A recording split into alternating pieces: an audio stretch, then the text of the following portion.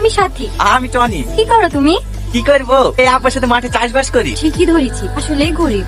Shopping করার লাগি, cinema দেখার লাগি বড় লোক বয়ফ্রেন্ড তো আছে, এটাকেও হাত পাশ রেখে দিই। ফোনে রিচার্জটা তো করে নেওয়া হবে। হ্যাঁ, আমাকে তুই ফোনে রিচার্জ করে নিবা? ও কই না তো, কে বললো তোমাকে?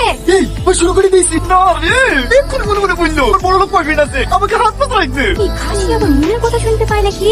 হ্যাঁ শুনতে পা। না আর হবে না, সারা জীবন সিঙ্গেলে থাক। এরকম মেয়ের সাথে প্রেম করতে গিয়ে সিঙ্গেল থাকাই ভালো। তোর গার্লফ্রেন্ড হলে 4টি বয়ফ্রেন্ড আছে। হ্যাঁ, 5টার সময় টাইম দেওয়া আছে, সাথে দেখা করা হয়ে গেলে আরেকটা আসবে। সে সাথে তো গার্লফ্রেন্ড জিজ্ঞাসা করে দেখ। ওগো কি এইসব কি বলছে? আরে না গো, কার কথা শুনছো তুমি? তুমি আমার একমাত্র জন, তোমাকে ছাড়া আমি অন্য কারো কথা ভাবতে পারি? বলো। সে তো আমি জানি, এই শালাই ভঙ্গন বলছে। কিছু দিনটা হয়নি তো, আমাদের মধ্যে বিষ ঢুকেছে। বিষ ঢুকাছি না রে শালা, বাস্তব দিয়ে বসলে তো সতীনকে দেখতে পাবি। বাদ দাও তো, তোমার এই পাগল বন্ধু কোথাও? খেলাও যাক, আবার তো খেলাও, আমাদেরকে আবার যেতে হবে।